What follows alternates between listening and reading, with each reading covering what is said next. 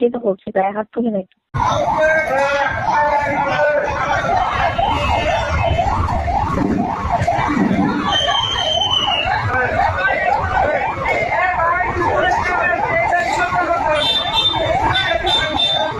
বাইকারের গায়ে হাত দিয়েছেন সিরিয়াল ভঙ্গ করায়, বিষয়টা কতটুকু সঠিক?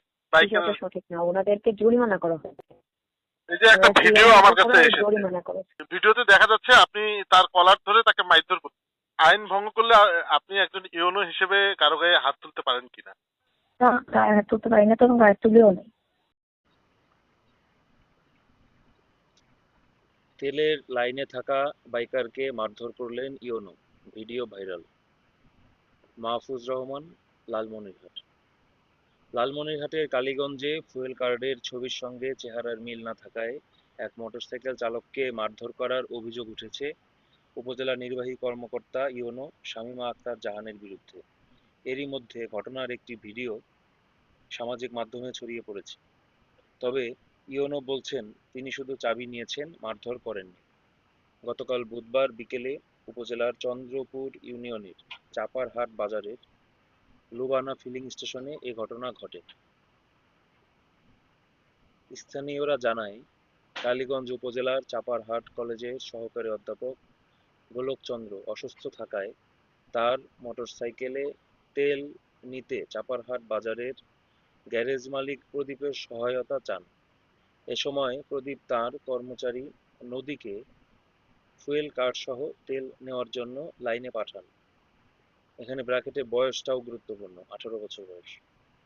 নদী লাইনে দাঁড়িয়ে থাকাকালে সেখানে তদারকিতে থাকা কালীগঞ্জ ইউনো শামীমা আক্তার জাহান তার হাতে থাকা কার্ডটি পরীক্ষা করেন। এ সময় কার্ডের ছবির সঙ্গে তার চেহারার মিল না থাকায় কোনো কিছু জিজ্ঞাসা না করেই ইউনো তাকে থাপ্পড় দিতে থাকেন। এ ঘটনায় উপস্থিত স্থানীয় জনতা ও ব্যবসায়ীদের মধ্যে ক্ষোভের সৃষ্টি হয়। স্থানীয়দের তোপের মুখে ইউনো বিষয়টি পুনরায় খতিয়ে দেখেন। পরে অসুস্থ কলেজ শিক্ষকের মোটরসাইকেল ও ফুয়েল কার্ডের সত্যতা নিশ্চিত হলে প্রায় ঘণ্টাখানেক পর ওই যুবককে ছেড়ে দেওয়া হয়। অভিযোগকারী যুবক নদী বলেন, আমি গ্যারেজ মেকানিক। মালিকের কথায় অসুস্থ এক শিক্ষকের কার্ড ও টাকা নিয়ে তেল নিতে লাইনে দাঁড়িয়েছিলাম। ইউনো কার্ড চেক করার সময় কোনো কথা না বলেই আমাকে কয়েকটি থাপ্পড় মারেন। আমি কোনো অন্যায় করিনি, বিনা অপরাধে আমাকে লাঞ্ছিত করা হয়েছে, আমি এর বিচার চাই। এ বিষয়ে ইউনো শামীমা আক্তার জাহান বলেন, আমি শুধু তার গাড়ির চাবি নিয়েছিলাম, গায়ে হাত তুলিনি। তার অভিভাবকরা এলে তাদের কাছে চাবি বুঝিয়ে দেওয়া হয়েছে।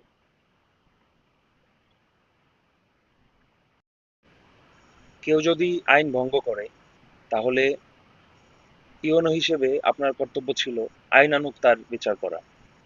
কিন্তু আপনি তা না করে সরাসরি তার গায়ে হাত তুললেন এবং যাচাই বাছাই না করে কোনো কথা না শুনেই আপনি তাকে মারধর করলেন। এবং এই বিষয়টি ভিডিওটি ভাইরাল হতেই আপনি অস্বীকার করলেন, আপনি মিথ্যাচার করলেন। ভিডিওটি দেখে কিছুতেই মনে হচ্ছে না এটা এআই দিয়ে তৈরি। আপনি বললেন যে আপনি তাকে মারধর করেননি, শুধু বাইকের চাবি রেখেছেন। এটা কিছুতেই আসলে গ্রহণযোগ্য নয়। আপনি আমার ব্যাচমেট হিসেবেও গ্রহণযোগ্য নয়। আপনি আমার ক্লাসমেট ছিলেন ঢাকা বিশ্ববিদ্যালয়ে পদার্থবিজ্ঞানে, এই হিসেবেও গ্রহণযোগ্য নয়। আমি প্রথম আলোর সাংবাদিক হিসেবে আজ থেকে 1 যুগ আগে আপনার দলকে নিয়ে প্রথম আলোর স্বপ্ন নিয়েতে যে বিশাল ফিচার করেছিলাম আপনাদের ছবি সহ, আমরা বিতর্কের সৈনিক শিরোনামে, সেই রিপোর্ট বা ফিচারের করার কারণেও আমি আপনার প্রতি কিছুতেই পক্ষপাত করতে পারছি না। আমি আপনার কাছ থেকে 1 টাকা না নিয়ে, 1 কাপ চাও না খেয়ে আমি আপনার যে উপকারটি করেছিলাম, আপনি আমার হলের ছোট ভাইকে দিয়ে পাঠিয়েছিলেন একটি ফিচার করার জন্য, অধিকারীকে দিয়ে আমি করেছিলাম। ভেবেছিলাম হয়তো দেশের কল্যাণে আপনাদের কাজে লাগবে। এরপরে আপনি ঢাকা ভার্সিটি ডিবেটিং সোসাইটি, যেটা ডিইউডিএস, সেটার প্রেসিডেন্ট হলেন এবং এরপরে আপনি বিসিএসেও আপনি আমার ব্যাচেই আপনি প্রশাসন ক্যাডারে গেলেন মুক্তিযোদ্ধা কোটায়। একে তো আপনি ডিইউডিএস এর প্রেসিডেন্ট পরিচয়, ঢাকা ভার্সিটির সিল, আপনার রেজাল্ট যত খারাপই হোক, আপনার হাইট যত কমই হোক, আপনি মুক্তিযোদ্ধা কোটা আছে, আপনি ডিউডিএস এর প্রেসিডেন্ট ছিলেন, আপনার এই পরিচয়গুলো যথেষ্ট। এবং আপনার, আমার জানা মতে, আপনার পরিবারও অনেক শক্তিশালী, আপনার ভালো লাইন লবিং আছে। আপনি আওয়ামী লীগের আমলে প্রশাসন ক্যাডারে গেলেন, আর আমি একজন প্রকৃত মুক্তিযোদ্ধার সন্তান। আমার বাবা মুক্তিযোদ্ধা সনদের জন্য আবেদন না করার কারণে আমার বাবা সম্মুখ সারির মুক্তিযোদ্ধা, আগরতলা ষড়যন্ত্র মামলার 5 নম্বর আসামি বীর মুক্তিযোদ্ধা ক্যাপ্টেন বাবুল নূর মোহাম্মদ, তার অধীনে সরাসরি ওরাকান্দি ঠাকুরবাড়ির ওইখানে ওয়্যারলেস স্টেশনে আমার বাবা যুদ্ধ করেছে। এবং এই যুদ্ধের সনদ ওই তার কমান্ডারের দেয়া সনদ আছে, আরো বড় বড় ব্যক্তির সনদ আছে। কিন্তু আমার বাবা বেঁচে থাকতে কোনোদিন রাষ্ট্রীয় সুযোগ সুবিধা নিতে চান নাই। তিনি বলেছিলেন যে আমি সুযোগ সুবিধা পাওয়ার জন্য যুদ্ধ করিনি। তো সেই মানুষ, তার রহস্যজনক মৃত্যু হয়, তার বিচার আমি পাচ্ছি না। আমি শিক্ষা ক্যাডারে জয়েন করেছি, আমার যেহেতু কোটা নাই। আমি সাংবাদিক থাকাকালীন আমি আবেদন করে আমি চাকরি পেয়েছি। জানি না আমার কি কমতি ছিল, কিন্তু ফরিদপুরে এবং লালমনিরহাটে আমার জীবন ঝালাপালা হয়ে গেছে। লালমনিরহাট থেকে আমাকে মপ করে খেদানো হয়েছে, আমার বেতন ভাতা 17 মাসের অধিক বন্ধ। আমি ফরিদপুরে থাকি, সেখানেও আমার উপরে বারবার হামলা হচ্ছে, আমার বিড়াল মেরে ফেলতেছে, আমার মাকে সহ মারতেছে। এই বিষয়গুলো ফরিদপুরের প্রশাসন জানে, লালমনিরহাটের প্রশাসন জানে, পুলিশ জানে। গতকাল পরশুদিন আমি তো আমার ব্যাচমেট পুলিশ ক্যাডারের একজনের প্রশংসা করলাম কিছুটা, তারপরেও আমার বিড়াল উদ্ধার করে দিছে ঠিকই, কিন্তু সেই যে বিড়াল জিম্মি করে রাখছিল, আমার আগের 2টা বিড়ালকে যে ফেলে দিছে স্বীকার করছে। সিসি ফুটেজ প্রদান করার পর, ভিডিও করার পর, মাননীয় স্বরাষ্ট্রমন্ত্রী মহোদয়, মাননীয় প্রধানমন্ত্রীকে ট্যাগ করা, জেলা প্রশাসন জেলা পুলিশকে ট্যাগ করার পরেও সেই মহিলার বিরুদ্ধে কোনো ব্যবস্থা নেওয়া হয়নি। তারপরেও আমি অপেক্ষায় আছি, হয়তো ব্যবস্থা নেওয়া হবে। কিন্তু এই ভিডিওটি দেখে আমি আর চুপ থাকতে পারলাম না। একটা ছেলে, আপনি কি, আমি জানি না, মানে আপনি তো আওয়ামী লীগ ঘেঁষা মানুষ বলে জানতাম, আপনার কি গলায় তুলসীর মালাটা দেখে কি আপনি রেগে গেলেন হঠাৎ? তাকে কি নিরীহ, নিজে নিরীহ মনে করলেন? একটা নিরীহ হিন্দু ছেলে, ওবিএস কিনা জানি না, গলায় তুলসী মালা দিছে বলেই কি সে আহ, মানে আপনার গায়ে হাত তোলার অধিকার জন্মে গেল? আপনি একটু যাচাই করার প্রয়োজন মনে করলেন না? এবং সে ছেলেটা তো যথেষ্ট ভদ্র বলে আমি দেখলাম। আমার এলাকার ছেলে পেলে যেগুলো বেয়াদব, এগুলোও তো হিন্দু, কিন্তু এগুলো তো আমাকে এত মারলো, আমাকে মারলো পর্যন্ত, আমাকে কয়েক দফায় টর্চার করলো, আমাকে প্রতিনিয়ত গালাগালি করে, যা তা বলে। তারপরেও তো আমি কারো গায়ে হাত তুলি না। আমি মার খেয়েও আমি লিখিত অভিযোগ দেই থানায়, আমি লিখিত অভিযোগ দেই ডিসিএসপি স্যারকে। আমি একজন শিক্ষক হয়েও, আপনি একজন ম্যাজিস্ট্রেট, আপনার হাতে সব পাওয়ার, আপনি দামি গাড়িতে চলাফেরা করেন, আপনি সরকারের আহ, অতিরিক্ত ভাতা পান, আপনি একটা সেমিনার করলে আপনি ভাতা পান, আপনি টেলিফোন ভাতা পান, আপনি গাড়িতে চলাফেরা করেন, লাল গাড়িতে, গাড়ির তেল দেয় সরকার, আপনি বডিগার্ড পান, আপনি পুলিশ আপনার অধীনে, থানা আপনার অধীনে, তা আপনি আইন শৃঙ্খলা উপজেলার আইন শৃঙ্খলা বাহিনীর প্রধান, আপনি গায়ে হাত তুলবেন? এটা কেমন কথা? আপনি তার বিরুদ্ধে আইনগত প্রশাসনিক ব্যবস্থা নিতেন, আপনি কিছুতেই এটা করতে পারেন না। আমি এটা কিছুতেই মানতে পারলাম না পপি, শামীমা আক্তার জাহান পপি, আপনি কাজটা ঠিক করেননি। হয়তো আজকে কোটার মাধ্যমে আপনি প্রশাসন ক্যাডার না পেলে হয়তো ওই সিটটি আমি পেতাম, হয়তো আমার জীবনটা এরকম যন্ত্রণাময় হতো না, হয়তো আমি এতদিনে আমার বাড়িঘর ঠিক করে, আমার যে বাড়িঘর ভেঙে রাখছে, আমি একটা সংসার করতে পারতাম। আমি হয়তো আমার অসুস্থ বিধবা মাটাকে সুস্থ করতে পারতাম। আমি হয়তো আমার বাবার মৃত্যুর তদন্ত করতে পারতাম। আমি আরো 3 বছর আগে ফরিদপুরের ডিসি কে তদন্তের আবেদন দিয়ে রাখছি, ডিসি স্যার এটা তদন্তের কোনো আপডেট নাই। পুলিশ প্রশাসন আমার কথার প্রেক্ষিতে ব্যবস্থা নেয় না। এতবার আমাকে মারে ধরে, আমি অভিযোগ দেই, কেউ অ্যারেস্ট হয় না। আজকে আমি যদি একটা ম্যাজিস্ট্রেট থাকতাম, একটা জুনিয়র যে ম্যাজিস্ট্রেট আমার চেয়ে 9 বছরের ছোট, আমরা তো জয়েন করেছিলাম মে মাসের 2 তারিখে, আপনার নিশ্চয়ই স্মরণ আছে। 9 বছর পরে যে ছেলেটা জয়েন করছে, সেই ছেলেটার গায়ে কি কারোর হাত তোলার সাহস আছে? ম্যাজিস্ট্রেট। আর আমি শিক্ষা ক্যাডারে জয়েন করেছি বলে আমাকে বারবার মারবে আপনারা, ম্যাজিস্ট্রেট হয়ে আপনারা আমাদের ক্যাডার সার্ভিসে বদনাম করবেন, এটা তো হতে পারে না। অলরেডি পুলিশ ব্যাকফুটে আছে, আপনারা প্রশাসনও যদি এই ধরনের বিতর্কিত কর্মকাণ্ড করেন তাহলে তো বাংলাদেশ কিভাবে চলবে? দেশটা তো যখন এই জুলাইয়ের পর থেকে প্রশাসন, পুলিশই তো এবং সেনাবাহিনী, বিজিবি, এদের দিয়েই তো মোটামুটি চলছে, যাই চলছে, ভালো চলুক মন্দ চলুক। তো প্রশাসনের যারা যোগ্য ব্যক্তি আছেন তাদের মূল্যায়ন করা উচিত অবশ্যই, কিন্তু যারা অযোগ্য আছেন, যারা মেজাজ হারিয়ে ফেলেন, যারা পেশাগত দক্ষতা প্রদর্শন করতে ব্যর্থ হন, তাদের বিরুদ্ধে আসলে শাস্তিমূলক ব্যবস্থা নেওয়া উচিত।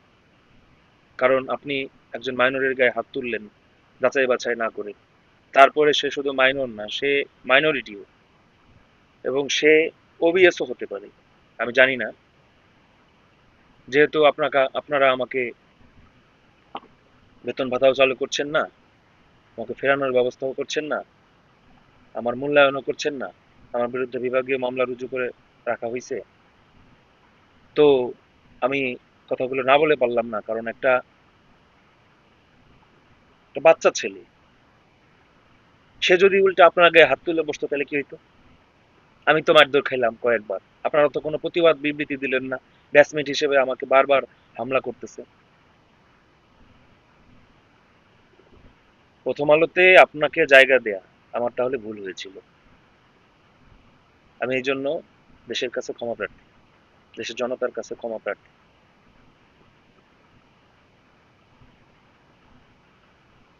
কারণ ওইটার পরেই আপনি ডিইউডিএস এর প্রেসিডেন্ট হলেন, ওটার পরেই আপনার বিসিএস হলো। আপনি ঢাকা ভার্সিটি ফিজিক্সে ড্রপ দিয়ে, এয়ার ড্রপ দিয়ে পর্যন্ত পাস করছেন। কয়টা এয়ার ড্রপ দিছিলেন? আপনি কি ক্লাস করতেন? আপনার অ্যাটেন্ডেন্স কত ছিল? এগুলো আসলে আমি বলতে চাই না। আপনার মতো এরকম মুক্তিযোদ্ধা কোটায় বেশ কয়েকজন জয়েন করছে, যারা বলতে চাই না তারপরেও বলতে হয়, আমাদের কপাল পুড়াইছে আসলে। আমাদের মতো যোগ্য ব্যক্তিরা পিচ্ছি পিচ্ছি পোলাপানের হাতে মার খায়, নরক বাস করতেছি। আমার তো মনে হয় না আমার ব্যাচের আর কেউ অবিবাহিত আছে আমার মতো। তা আমার বেতন ভাতা 17 মাস ধরে বন্ধ করে রাখছেন, বাড়ি ঘর ভেঙে রাখছেন, আমাদেরকে এক ঘরে করে রাখছে এখানে। এরকম একটা ছেলেকে কে বিয়ে করবে? আমি তো আমার স্ট্যান্ডার্ড ছাড়া আমি তো করতেও পারতেছি না। এই পার্সোনাল বিষয়গুলো আনতে বাধ্য হলাম, কারণ আপনাদের এইসব কর্মকাণ্ড দেখে আমার এখন নিজের কাছে নিজের ঘেন্না লাগতেছে, যে কেন বিসিএস দিলাম, কেন এই চাকরিতে আসলাম। এর চেয়ে তো আমি সাংবাদিকতায় ভালো ছিলাম। আজ থেকে 12 বছর আগে আমি প্রথম আলোর লিড ফিচার করতাম, 12, 14 বছর, 15 বছর আগে, আরো আগে। সেই দেবদুলাল গুহ আমি এখন, যাদের ভবিষ্যৎ গড়ে দিছি তাদের বিতর্কিত কর্মকাণ্ড দেখে আমার লজ্জায় মাথা হেট হয়ে যাচ্ছে।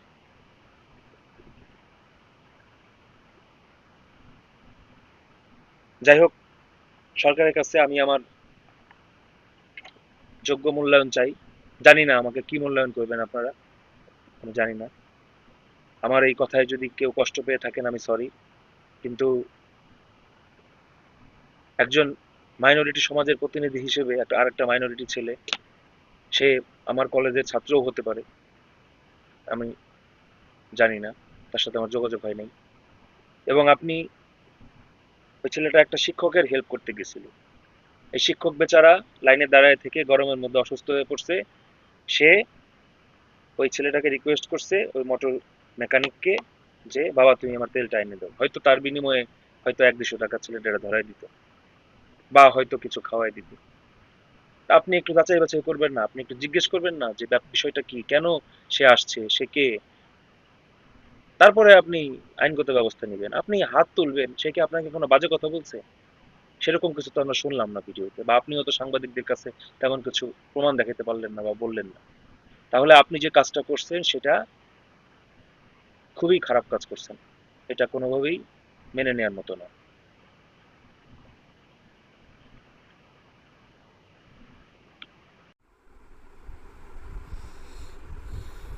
দেখেন, একেবারে ছবি সহ প্রথম আলোর পাতায়, এই যে 2014 সাল, আজ থেকে 1 যুগ আগে, এবং এত সুন্দর করে লিখেছি, কাউকে 10-20 হাজার টাকা দিলেও এত সুন্দর করে লেখে না। আমি ভাবলাম যে আমার ডিপার্টমেন্টের আমার ক্লাসমেট আমার হলের ছোটো ভাইরা পাঠাইছে, তাদের যদি একটু উপকার হয়, তারা যদি যোগ্য হয়ে থাকে, তাহলে এই যে সৌরভ অধিকারী এই ছেলেটা দিয়ে পাঠাইছিল, এই যে নীল কোট পরা, এর পাশে আরও আছে এই যে কৌশিক সুর আছে, আর অনেকগুলো আছে। যাই হোক,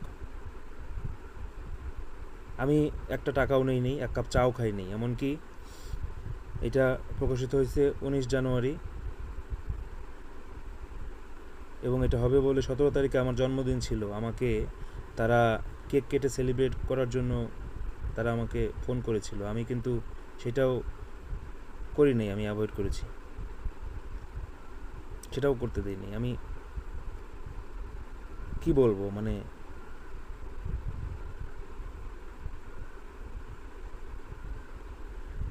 সেটা কোনো কাজ করলো?